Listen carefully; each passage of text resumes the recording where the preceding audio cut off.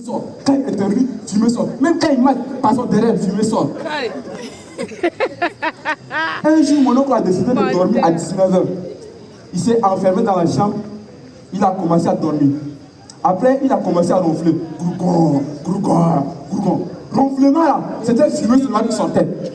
Donc fumée là a rempli la chambre là. Après, fumée commençait à sortir. Donc le voisin commençait à crier, oh le feu, merde, le feu, le feu. Donc ils ont appelé les pompiers. Les pompiers sont venus. Ils ont commencé à arroser la chambre là. Il y a une voisine là qui m'a appelé. Alalito, tu es où? Viens vite, votre maison a pris feu. Je courais. Je suis arrivé là. J'ai constaté que c'était la chambre de mon oncle. Je dis, c'est pas la peine. J'ai crié, hey, arrêtez! C'était la chambre de mon oncle. Je dis, il est dedans. Après, quand il a ouvert la chambre comme ça, la fumée l'a envoyé le quartier. C'était pollution de l'air séjour. Ça, là même, là, c'est rien. On était sortis à une soirée, à Royal là-bas, soirée de Paris-Vente. Ce jour-là, mon oncle, là, il a bu et il a beaucoup fumé aussi. Donc, fumée l'a rempli son ventre. Après, fumée l'a commencé à sortir.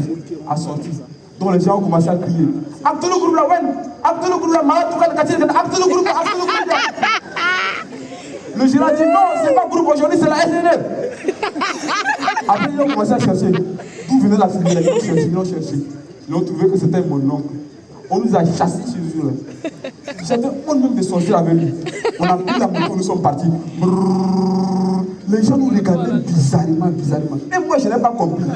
Après, on voit une voiture qui veut dépasser. Il me dit, mon petit, il faut faire le test de ta moto là.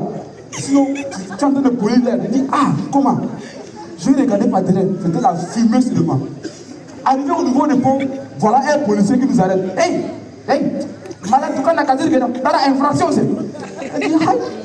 J'ai fait le test de la moto, ça ne fait même pas encore une semaine. Après, mon oncle descend pour aller huiler. Le policier se rend compte que la fumée a cessé. Il a regardé mon oncle, il a crié, oh, pissimilé.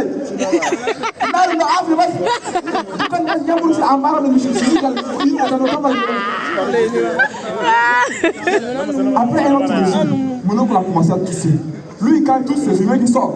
Mais ce jour-là, c'était sérieux. Il a toussé. Après, il a vomi du sang. On a mis sauce, c'est rempli. Il a vomi. On a mis bassin, c'est rempli. Il a vomi. On a mis tabac, c'est rempli. Il a vomi encore. On a mis fille, c'est rempli.